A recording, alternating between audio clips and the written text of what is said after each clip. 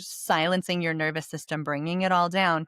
So your body is like, oh, I need to bring you back up to the normal place. So it starts releasing endorphins to counteract the depressant that is alcohol. Talking with someone was a fantastic way to stop the story I was telling myself. I rewind the tapes because then I'm clearly reminded on how much worse I know 100% it will be. All the little things do matter. Like, they might sound like small things, but like routine, all the little things are like checking on my diet. Like, did I drink 5 cups of coffee today, or did I also eat and like have some water? Anxiety was a big reason I drank in the first place. So the first thing I wanted to really attack head on was being cured of my anxiety, because my anxiety was causing depression, and it just all went in this mental health cycle.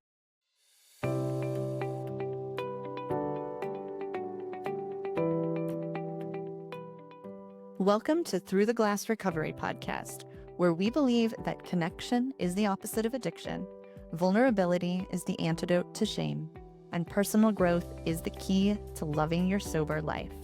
We're your hosts, Julie Miller and Steve Knapp.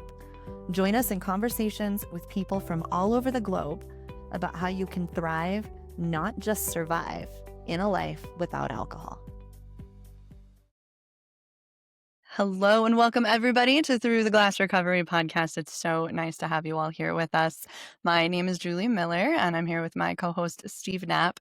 We are both certified recovery coaches who understand how important it is to make sure that sobriety feels like something we want to do, not something we have to do. And we're going to do that today with a conversation about coping with anxious thoughts without using alcohol. So I know we have listeners out there right now that maybe they're in early sobriety, maybe they've been at this for a while. And, you know, so many of us use alcohol as our medication, right? We self-medicated anxiety, anxious feelings with alcohol. So when you remove that as an option, your first thought is like, oh my gosh, how am I supposed to do this? I can't do this forever. So we all who are here now know what that feels like, and we've been through it. We've learned some things along the way. That's what we're here to talk about today. I'm going to have our amazing guests introduce themselves. And Nadine, I think I'm going to kick it off with you because you've been here before. So do you want to tell our guests a little bit about yourself?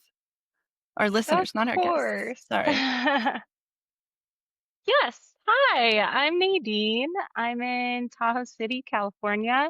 I have been alcohol free for a little over five years now. Can't believe it. I work at events at a resort. We do a lot of weddings and conferences and such. And then when I'm not at work, I like hiking in the mountains and exploring like alpine lakes around me and hanging out with my doggo. Yeah.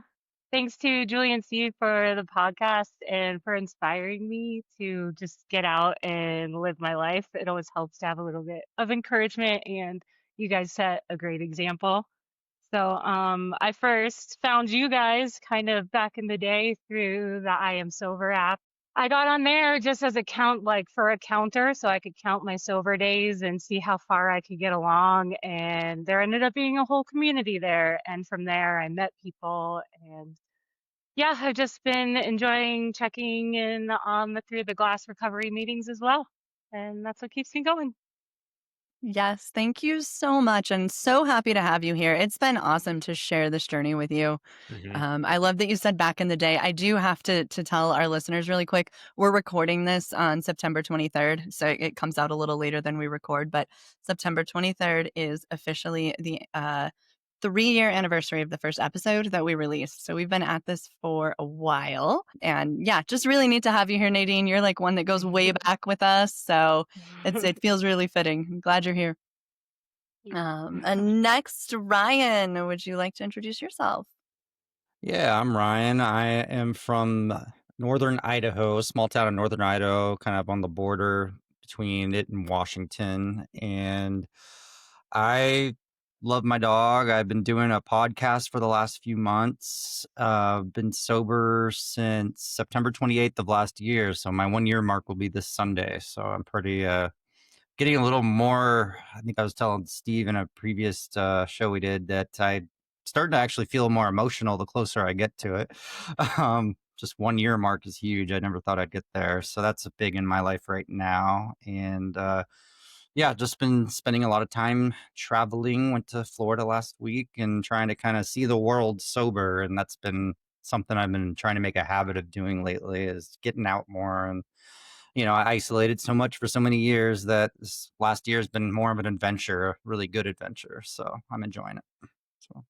So before we move on, how about you tell our audience we're a sobriety podcast and you have a sobriety podcast. So I think it's always appropriate for our guests to share what they're doing anyways, but share with us what your podcast is about, why you started it, and what you want to give to everyone.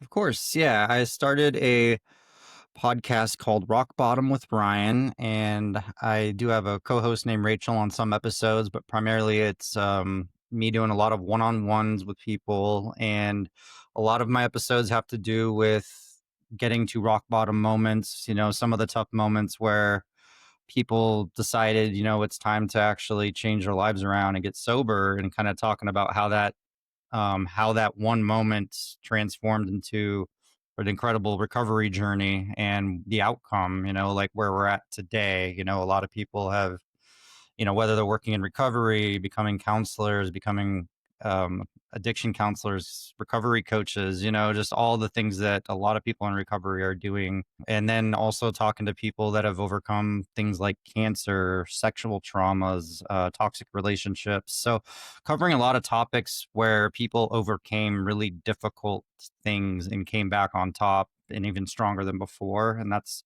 primarily the focus of the show, and have a lot of different guests from all different backgrounds on. And some episodes I do with my co-host, we just explore different topics. Like today we just did a topic about how to handle social situations without alcohol and stuff like that. So we cover a lot of bases, but primarily basically comeback stories, and I'm really enjoying doing it. So Awesome. Fantastic. Yeah, thanks for sharing that. And I will make sure that I include a link to Ryan's podcast in our show notes and on the website. So thank you. all of our listeners can check out what you're doing too, because there's never too much inspiration in this world and on this journey. So happy you're doing what you're doing. Thank you. And sure. last but not least, we've got Melissa. How are you? Good. My name is Melissa, and I have a 7-year-old boy, Wesley, and I'm married. My husband travels a lot. Let's see, I'm coming up. No, I just had my 2-year. August 17th was my 2-year. So I was actually really happy to have my 2-year, because I think I was so antsy for my 1 year to just come and go. I didn't enjoy it at all.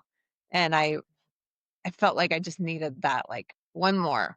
And so I was much more celebratory of my 2-year in a way, just because I just felt like, okay, like, I don't know why I struggled with my 1 year, but I did. So it was kind of nice to just get a different date and going ahead. The anxiety topic, I'm really excited that this is the one I was able to chime in on, because it was my it's my thing. So yeah, thank you guys for inviting me, and I'm really happy to be here. Oh, and I'm Awesome. from Denver, Colorado. Sorry. Well, I live in Grand Junction. Pretty soon we're gonna be moving back to Denver, but yeah, I live in Grand Junction, Colorado. Awesome. Yeah, thank you so much for being here. It's so nice to hang out with you. And congrats on your 2 years. Ryan, congrats on 1 year. I think we waylaid you with the podcast info and forgot to say that. So yeah, all of I these didn't want to start milestones talking about my podcast right off the bat because I wasn't sure. So. Oh no, we're all about it. It's great. Trying to be polite. No, but for sure, all these milestones are amazing. It is so neat just to see the growth and celebrate the milestones when they come up. Melissa, I totally get the 1 year thing. 1 year can be super awesome for some people and kind of a little bit messy for some people. So yeah, glad you hit that 2 year mark. Thanks. But anyway, before we get into our conversation, I just want to remind our listeners, if you love content like this, if you love being inspired on your sobriety journey, make sure you hit like, make sure you subscribe. That way you don't miss any episodes. One comes out every Monday. We're always tackling some kind of topic that's going to be super relatable. So make sure you keep in touch. And with that, let's dive into this conversation. So, we're talking about coping with anxious thoughts and doing it without alcohol, which can be really challenging. Does anybody have a story from early in their recovery journey when they had to start realize, like when they just realized, oh my gosh, I have to do this and I can't drink? I would love to. Anybody's welcome to start. Let's just see where this goes. Uh, I had this. I was talking about it today actually with somebody because it's not something I recommend, but it does describe the anxiety built in early sobriety. And it's not something I recommend, and it's not something that I think actually worked in the long run, but it is a story where I'm kind of confessing something. So I was going to a wedding last summer, and was getting pretty close to like 90 days of sobriety. And this is yeah, not this past summer, but the one before. And I was supposed to go to a wedding, which was one of the first social events that I had really been to. And it was about, I would say, 2.5 months into that 90-day period.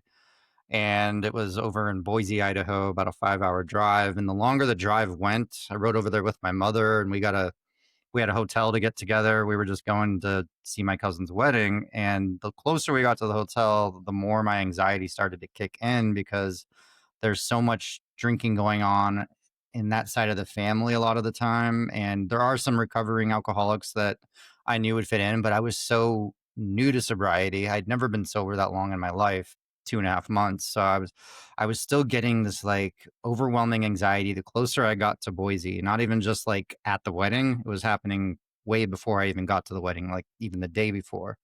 And it got to the point where I felt the need to sneak off to the mini mart secretively. I told my mother that I was, still early in sobriety. I was still in the dishonesty problem, um, not in honest mode yet. And I just said I was going to work out.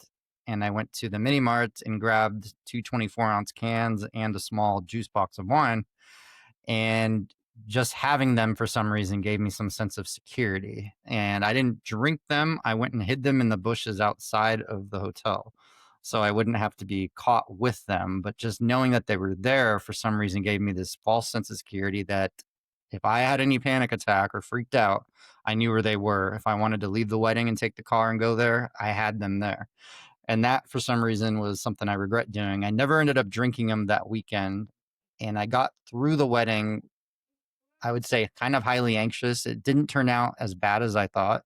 And I did it sober. I didn't dance, or I wasn't as social as I would have been had I been drinking. So it was tough for me to overcome. And I'm learning later because I ended up drinking those 2 weeks later when I relapsed. And that relapse lasted a month and a half.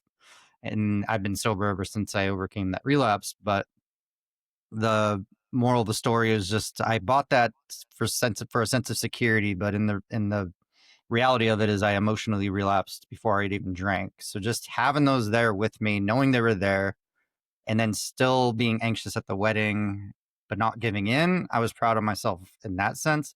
But I still felt anxious and miserable at the wedding. So I'm learning now in later in sobriety. Now I can go to weddings. I went to one 2 weeks ago and it was totally fine, totally comfortable. Didn't need any security blanket or anything. And I, got along with everybody. Most of the people I thought I would be pressured by drinking, they came up and congratulated me on the podcast. They said, "It's amazing what you're doing. So proud of you for being sober." And it just shows that a lot of times when we're anxious for a situation, it's not going to be as bad as you expect. It's like when you're going to give a speech in front of people, you get those nerves get up there. But once you get up there, generally people are fine, and I'm realizing the longer sobriety takes its course, month by month, these little situations that triggered you don't become so bad anymore. So that was just kind of a little comparison of how I handled the wedding a year ago when I was early and then how I'm handling it now. So I don't know if that explains it, but It's a really good picture of how that early in sobriety, if we've used alcohol as our primary coping mechanism, that that's how much we depend on it, right? That's the first place we go and we're like, I have to have this here. And I think that actually that paints that picture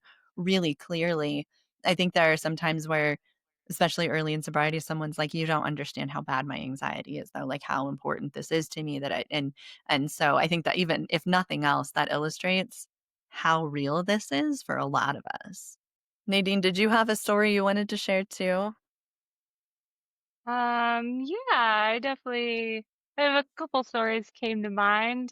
I don't know, I think connection really does like beat addiction, but also I think it beats my anxiety sometimes because I quit during COVID, so I think there was like a general anxiety that everyone had around COVID.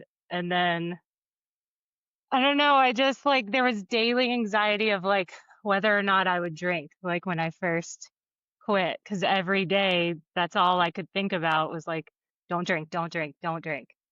And then the I Am Sober app that I mentioned, we started meeting on Zoom and just like talking. And that really helped. But then what was born out of that that really helped me was there was a group of us that started getting online every day, same time, and doing a like 15-minute yoga session. And I had no idea how much that was honestly going to change my life. And it was every day for like I mean, it went on for months where like people would just show up. A group of us would just show up every morning on Zoom and do a 15-minute yoga practice. And then we would talk. And I learned how to breathe better.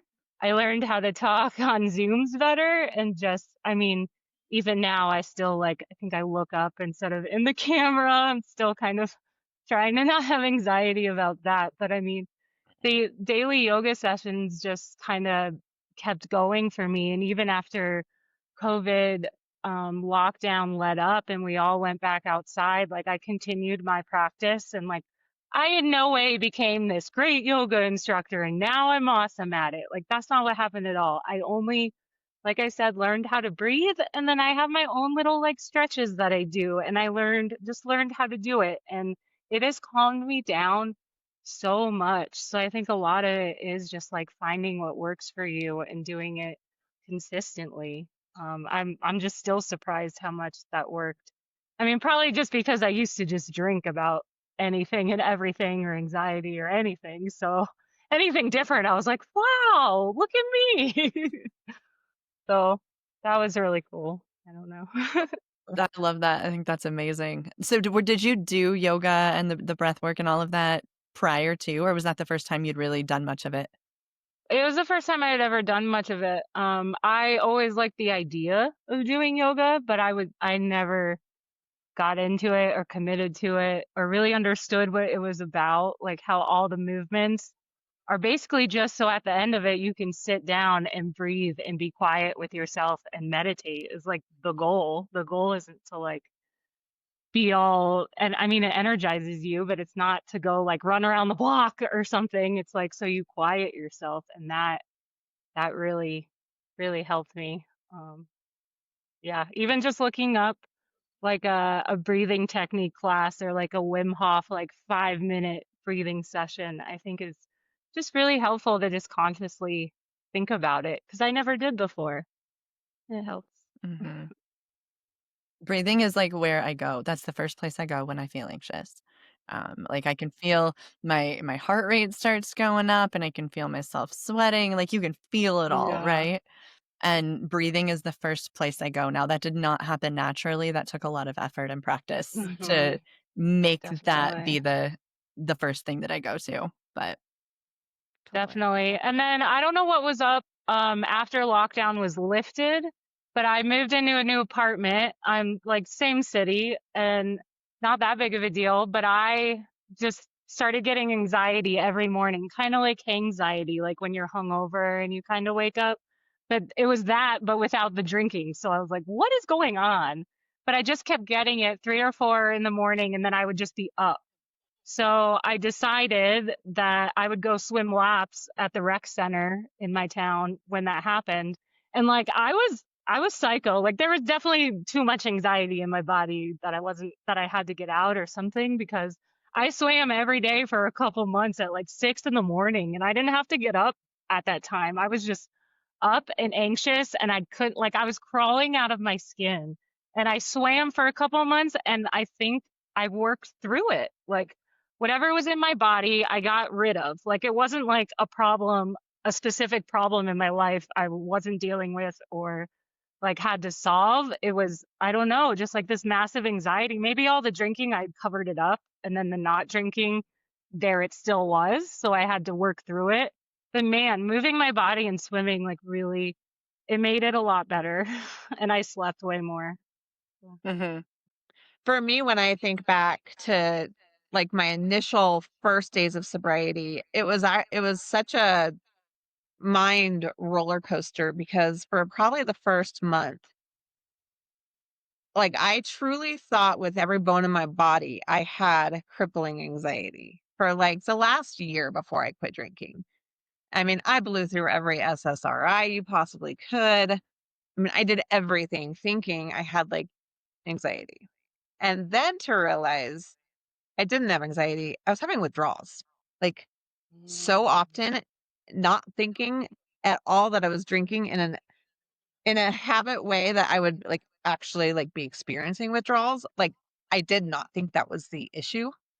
So when I got alcohol, like, and it took a long time to even like feel not weak and stuff, but when I finally got alcohol in my body and my anxiety was not gone because I am a breathing human being. But when I got that reality piece of information that I, for so long, was just constantly fighting minor withdrawals in my shakingness and my chest and my heart and my head, I'm like, I have duped myself because I thought I had anxiety and I was withdrawing for a year. So I had like processing that and figuring that out and digesting that was really emotional because I felt really stupid. I felt really embarrassed, but then I was so relieved because I was like, holy crap, this is not my future debilitation of anxiety. So it was a very weird realization in the first early days. I have a really similar story to that where I thought that I had crippling anxiety. And then early in sobriety, this time around, I was reading the book Alcohol Explained by William Porter, which I think I blew through that book in like 2 days because I just needed to absorb something that made me not want to drink, right? Like that was coping on days 1 and 2. He explains exactly what's actually happening in our bodies, and it helped me so much to understand. So when we drink alcohol, it's a downer, it's a depressant, it's bringing your it's like, silencing your nervous system, bringing it all down. So your body is like, "Oh, I need to bring you back up to the normal place." So it starts releasing endorphins to counteract the depressant that is alcohol. But the alcohol effect wears off and the endorphins don't come back down for another 12 hours or so, so you're experiencing anxiety. And that's what's happening, and for most of us, we did that pretty much every day. So we're just cranking up the anxiety. It kicks in 3 or 4 AM, right, about the time the alcohol wears off, and then your brain just starts going, and your heart starts racing, and you start imagining all of the worst case scenarios about things that will literally never happen in your life. And that's what I thought that was just like you said, Melissa, just something I was gonna have to live with and learn how to cope with. And 2 weeks-ish into this round of sobriety, I feel like I at least came down to my normal baseline, which is still fairly Mm, anxious. Like, that's just my personality, but it wasn't crippling and debilitating anymore. And it yep. helped so much to read that explanation and realize, "Oh, this is what I was doing to my poor body every Hmm. single day." Well, it's interesting because that like probably the last month, I would say, before I s- staged my own intervention, different time, different story. But I knew at like that last like 4 weeks, I'm like, holy, because I could tell my anxiety ramp up and I'd drink and feel it come down. And then I'd chase my hangover with hair of the dog and get my baseline back. And I remember I was devastated because I knew the last 4 weeks, I was like, I bet a lot of this is withdrawals because it was the only time in my life where I truly was drinking from like wake up to go to bed, but I wasn't sloppy. I was like able, like it just, when I realized it's like I was devastated because I was like, oh, okay, now I actually have to be sober. And just how much time was wasted, but like such a good revelation. But it took that last 4 weeks, it was such a weird thing to realize that I was just withdrawing and then to test my knowledge and be fine after getting through the initial stages. It was like, wow, that's not what I expected. Yeah, I remember all my hospital visits. starting in college, I remember I would say I'm going in and having a panic attack, like my chest is caving in and I'm shaky, and I would just say that's panic attack, and they would always ask me like, how much have you been drinking? And of course I would lie at the time, because I would be like, oh, I just have some beers with the frat buddies, a couple nights a week. But in reality, I was drinking tons of hard alcohol throughout the week and then going in there, not realizing I was having panic attacks. But then it would get better a lot quicker, like after a couple of days. But like the older I got, the longer like those residual effects would keep happening. Like the hangovers would last forever. And then I think that's what made me even worse of an alcoholic, because I would drink to subside those. And it's just got worse. It Horrible catches cycle. up with you. Yeah. It catches up with you. How old are you right now? 38. Yeah. Okay. Yeah, it catches up to you. I quit when I was 39, so you're doing good. It does. Man, Yeah. it starts hurting. Yeah, the last 5-6 years were rough. Mm-hmm. Anxiety for me is, I always hated the feeling of vibrating. Like you're internally just, Nadine, you talked about like wanting to crawl out of your skin, and for me it's feeling like I'm vibrating and I can't do anything in the moment, and it starts with worry. I'm worrying about something, and I just, like, for me, I don't think I experience that kind of debilitating anxiety, because it was never a debilitating thing for me.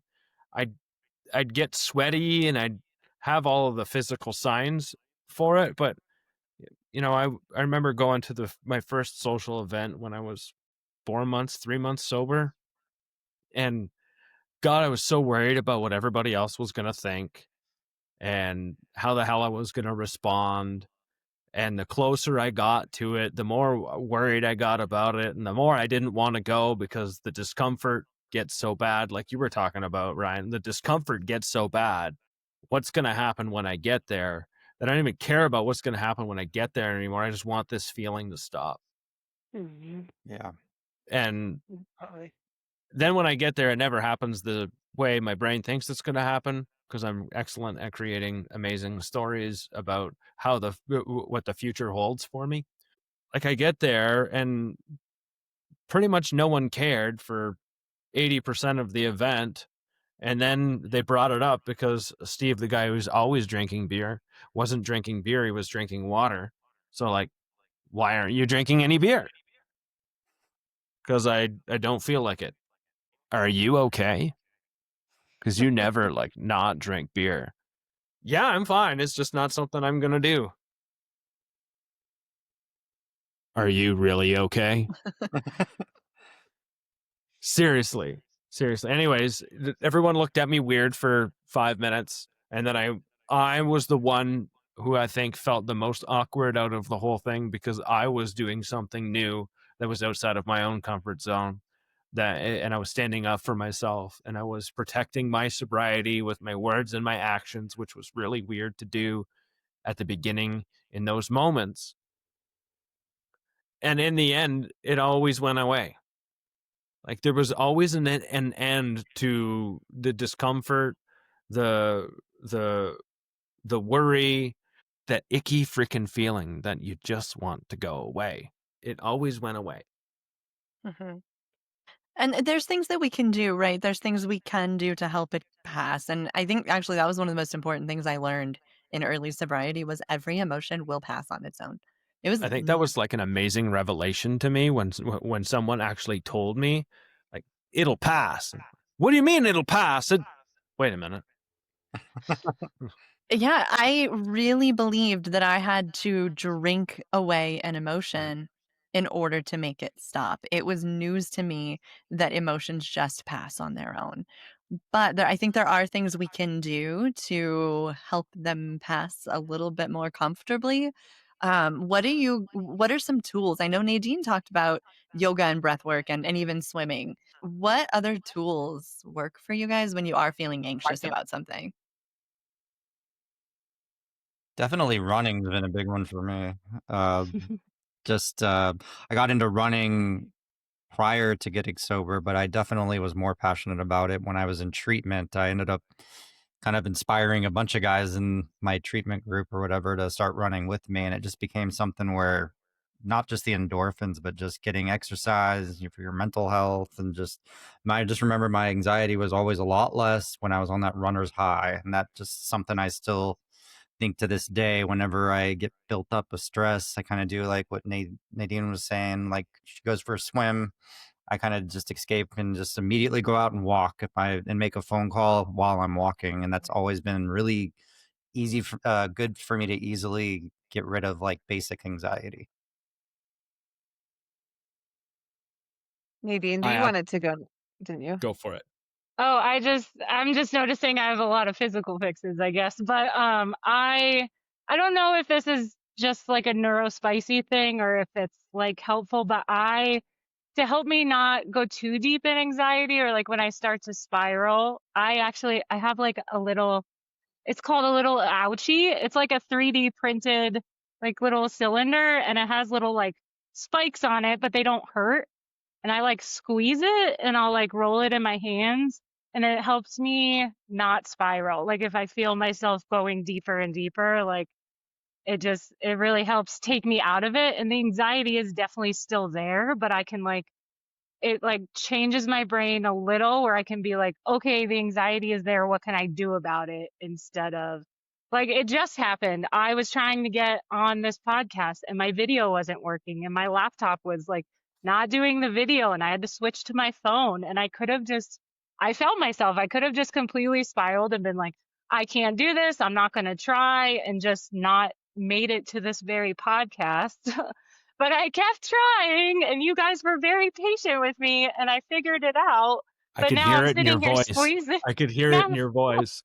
I'm sitting here squeezing this little silly thing and like rolling it in my hands and it's helping. I still might not be able to collect my thoughts very well or awesome, but like it's helping. And I think Mhm. that's what matters. But That's fantastic. Yeah. That's really cool.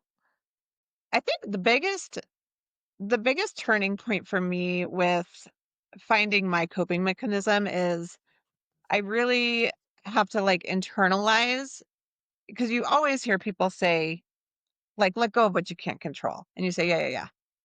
I never actually really like took time to practice that.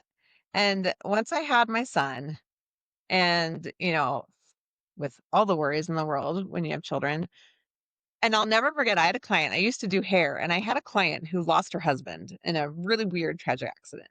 And she told me, she said, the one most positive benefit from that happening, which I'm like, there's not a benefit, but she said, it forced me to realize I can't control any of this, like any of it. And I realized I thought about with my son, and my husband travels for a living, and I just realized I'm like, I I actually truly can't control any of it. And what I can, I'm doing my best. But when I finally like got that understanding and almost started to not care, which sounded for me callous to not care about my son and not care about my husband, but I had to realize I kind of have to not care because I can't control what happens when he goes to elementary school tomorrow. I can't control that my husband just flew to Denver to start his work trip. Like I kind of have to not care. And I think realizing that for me was pretty liberating and freeing. That's got to really help separate yourself from the anxiety that happens when you're caring about the thing that you Mhm. can't control, right? It's not like, and it's hard to separate those two when you're talking about that, because I feel this one when you're talking about it, Mhm. and you want to care about the thing, and then the callous part is, if I don't care about it, that feels wrong. Mhm. Feels cold. It feels cold and it feels wrong, and it Mhm. feels it feels like I'm disassociating with the thing, your son, that you shouldn't be disassociating with because it's your son. And really, in the end, you still care just as much about your son Mhm. as you did before. It doesn't. It never changed anything, I imagine. No, What happened is you stopped caring about the things that you couldn't control I when can't control. when you weren't there, and that's where anxiety comes from. right? It comes from all of those things that I can't control, but I want to because it keeps me safe. It keeps me comfortable. It keeps me in the I know, or at least I feel like I know kind of phase. And then letting go of that control is so hard. Well, it's so easy to like say you practice it or say you don't like that you can't control it, so let it go. But I just had never actually made myself kind of not care. And I didn't realize there's so many times in life we feel like we're doing like we get something, but you don't get it until you actually do it. And it feels weird. Yeah, it feels foreign. It feels careless. It's just an odd feeling when you first decide to like, okay, today I'm just not going to give a shit about this. Care. Right? I think it's like, and I think maybe a different word here is like it's surrender, right? Yeah. I still Yes. my So 18-year-old good. daughter bought herself a plane ticket to Florida because she's 18 and she can do whatever she wants. So she gave me 5 days notice and was like, "Could you drop me off at the airport?" So I got to deal with all of this. I can't control it, right? All at once. She turned 18 less than a month ago. And she's like, "Peace out. I'm going to go on a trip." So anyway, like I still love her deeply. I still care deeply about her and her well-being, and I want her to have fun, and I want her to not make any horrible life choices that she'll regret. And but I also am able to now surrender that I cannot control a single thing that kid is doing on the other side of the country right now. And so it's a release. It's not caring so much as just surrendering. That's I a great know word that for it. Accepting it, transfer. Mhm. Yeah. Ever since I realized I have to accept everything that's kind of happening and realize, we're not in control of everything that's going to take place throughout the day. So it kind of made me slightly unemotional or reactive to things because I'm like, well, if I can't do anything about it, why does it matter, And sometimes it has its drawbacks, but, some things are worth getting kind of stressed about, but some things aren't, kind of like Melissa was saying. So.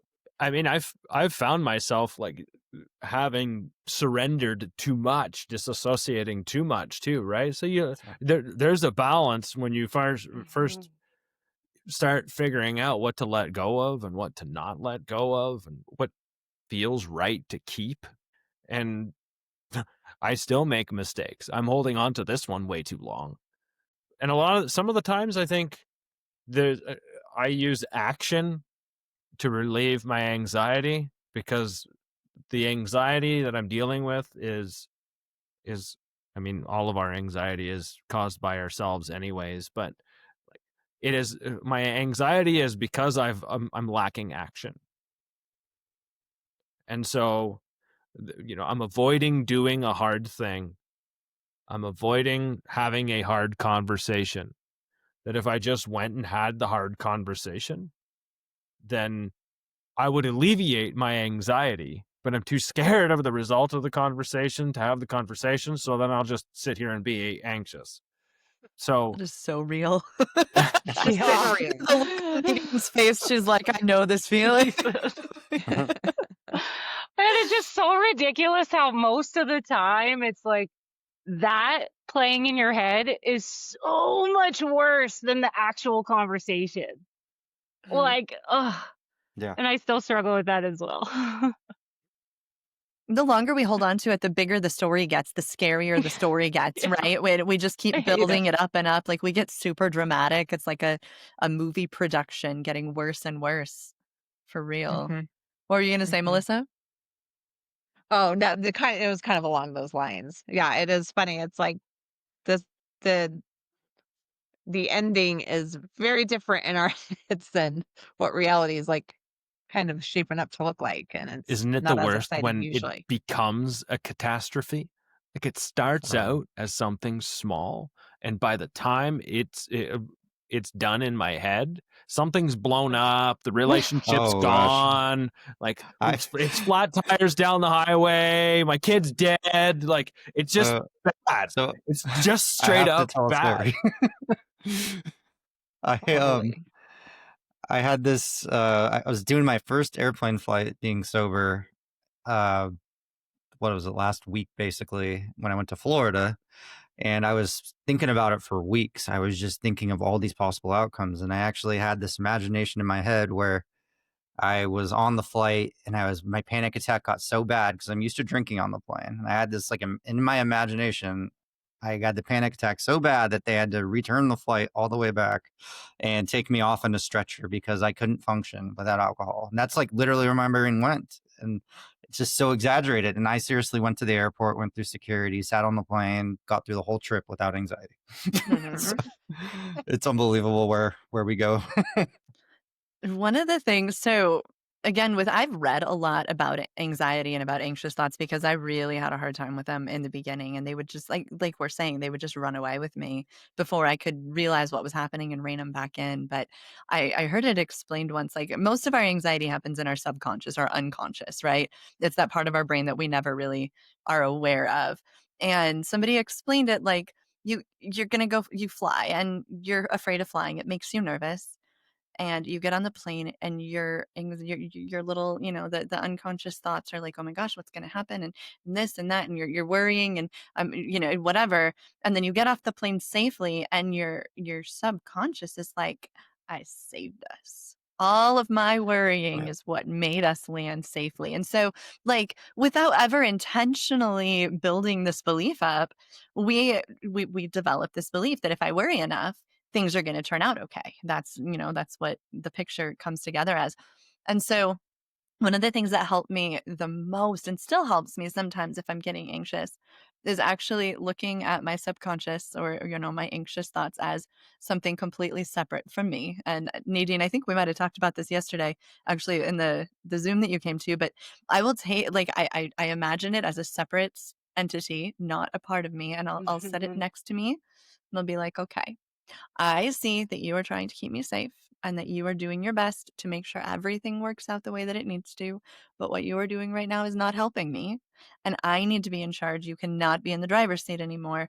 I'm going to make decisions and I'm going to think about things for a little bit. And you can stay over there and you can think everything you want to think. But I'm going to come over here and I'm going to use my conscious thoughts and my conscious ability to think, to actually make some decisions here. And like, imagining myself actually removing it and sitting it next to me in the chair like a little child that just needs to be treated nicely, and be like, yes, I see you, and it's okay that you're here, but you're not gonna be in the driver's seat today. I'm gonna take care of that this time.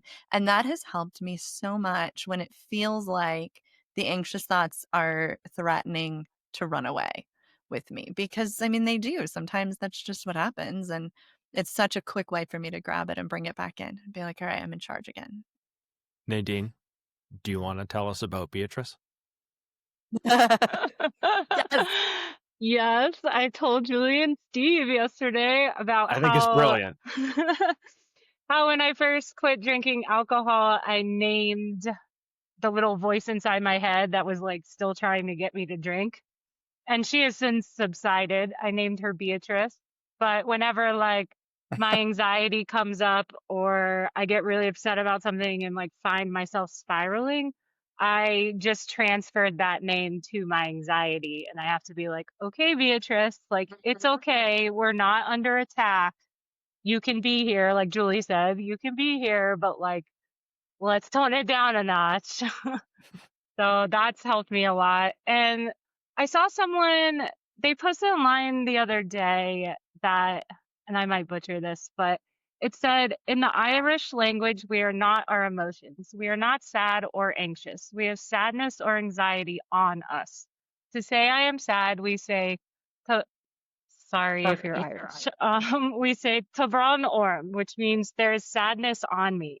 I am anxious. We say Ta Imni Orm. There is anxiety on me. The language recognizes these are passing states, not permanent fixtures, and who we are. I just really like that. The separation is helpful. Like acknowledging, but separating. Steve talks How about did you that a come up lot. with Beatrice? Oh. I had I to. don't I'm sorry. know. I mean, no offense to Beatrices. Sorry. I mean, you got to I give it didn't. some sort of name, Yeah, regardless of and it what you name wasn't. it. Yeah, it wasn't like a specific person that I didn't like or anything. It was just like a No, random, like interesting name. that's funny. It's like when you look at a dog and you're trying to name your puppy and that name just comes to you, right? My dog's middle name makes no sense. So yeah, There you go. So we're getting close to where we can maybe start wrapping this up, but I want to ask you guys one last question. And that is, if there's someone listening right now who is struggling to cope with anxiety without using alcohol, and they tell you, I've tried everything, nothing works, what would you say to them? Do they have, would this person generally have like a little sobriety under their belt? Oh yeah, Sure, yeah. go for it. I think my biggest thing that I would recommend, if someone's like entered recovery at all, 1 day or 89,000 days. For me, when I'm in that moment of like, I cannot handle this amount of anxiety, rather there's like that whole conversation around playing the tapes forward on how you cope with it. My biggest coping mechanism, but I'm dark too. Like I think I live in a weird headspace sometimes. But like I rewind the tapes because then I'm clearly reminded on how much worse I know 100% it will be versus playing the tapes forward and like seeing it play out. I just force myself to relive the hell that I did and that I created for myself. And that actually like usually kind of snaps me out of it into like focusing on other things and just getting past it. Again, it's kind of a weird, dark way to go about it, but that's where my brain lives sometimes. I think it's brilliant. It's great advice. Yeah. I learned that with my anxiety, not just like for staying sober, but the longer I got sober, the more I realized because anxiety was a big reason I drank in the first place. So the first thing I wanted to really attack head on was being cured of my anxiety because my anxiety was causing depression and it just all went in this mental health cycle, And the first thing that I really wanted to do is just lay firm on how I wanted to be sober, set boundaries with people that were potential triggers of my anxiety, set boundaries and, practice having a routine again, just do things, have your day organized and just kind of, drawn out a little more and avoid all the things that were probably causing you to drink in the first place. I mean, doing things like that kept me sober, but they also helped with my anxiety, which also kept me sober. So just, maintaining boundaries, using resources when you have them, talking to people, expressing your emotions as much as possible rather than letting them build up and snowball until you explode, things like that. Just being able to, use all the resources I had and it all just added up and helped. Definitely. Yeah, well So said. What about you, Nadine? Yeah, I like all those things. And I guess I don't know if it's gotten real bad, then someone's probably already tried like the medication route, maybe like seeing if any of the medications work. Like I was on Celexa for a while and I think it worked. I was like considering it again. I know it doesn't work for everyone, but I totally did pulled like a typical like, oh, I feel pretty good. I think I'm feeling better. So I went off of it. It was like, no, it was actually just working. Like maybe I should have stayed on it personally a little longer. Like everyone's different, but that was helpful. And I don't know, the rapper Doechii has a song named Anxiety. So like maybe turn that up when you're in your car and like let yourself go. oh, For there's sure. something Anything to to be get it said for out. screaming it out. Mhm. Yeah. Yeah, turning to something physical is huge. It has been huge for me. I think if someone was really struggling with anxiety and was sure that they had tried everything and nothing worked, I would say keep trying things because it never works the first time. Deep breathing didn't calm me down and relieve my anxious thoughts the first time I tried it. It took me probably Mhm. 2 months of trying it consistently. Every time I could feel my heart rate start ramping up for it to actually feel like it was working. So there's so many tools out there. If something feels like it helps even the tiniest bit, keep doing it because it's going to help more and more. Your nervous system will respond more and more the more you practice it and the more you keep using that, utilizing that. There's no like immediate quick fix, right? There's the fixes that we have that allow us to feel our ways through it. Those are the And fixes. yeah, and I Those think are all the little things do matter. Like they might sound like small things, but like routine, all the little things are like checking on my diet. Like, did I drink 5 cups of coffee today, or did I also eat and like have some water? And it all really adds up. And I mean, a therapist helped me in the sense that like it was kind of accountability. So maybe even if it's not a therapist, just some sort of like accountability buddy to be like, hey, did you do your breathing? Because then that like kind of getting called out, but in a loving way, like helped me because now I like do that to myself. Like, hey, did you do your breathing? Like, you don't feel that great. Did you do this? And that's been helpful. so for me, generally speaking, after I learned to talk about the things that were going through my mind, and after I got over the fear of saying whatever the ridiculous crap was that was going through my head, talking with someone, just like Ryan mentioned, talking with someone was a fantastic way to stop the story I was telling myself. It broke the chain. It was probably the quickest fix that I could find, was to call up Julie and be like, hey, this is the crazy shit I'm thinking. And it didn't take long after that, hearing the words come out of my mouth fixed that icky feeling that I had. I got more than just the relief from the anxiety out of that. It was vulnerable. It means I got to have a conversation about it. It means I was seen. It means I was heard. And it also meant that I wasn't told that I was freaking nuts, even though that's how I felt. And that's how I felt someone else was going to think about how I was feeling and thinking. And so the most important thing for me was to talk about it. And another thing that really helps once I started doing physical activity was going for a run, getting out there and getting my heart rate up really helped calm everything down to a point where it was manageable. And sometimes what I do is I take my socks off and I go and put my feet in the grass.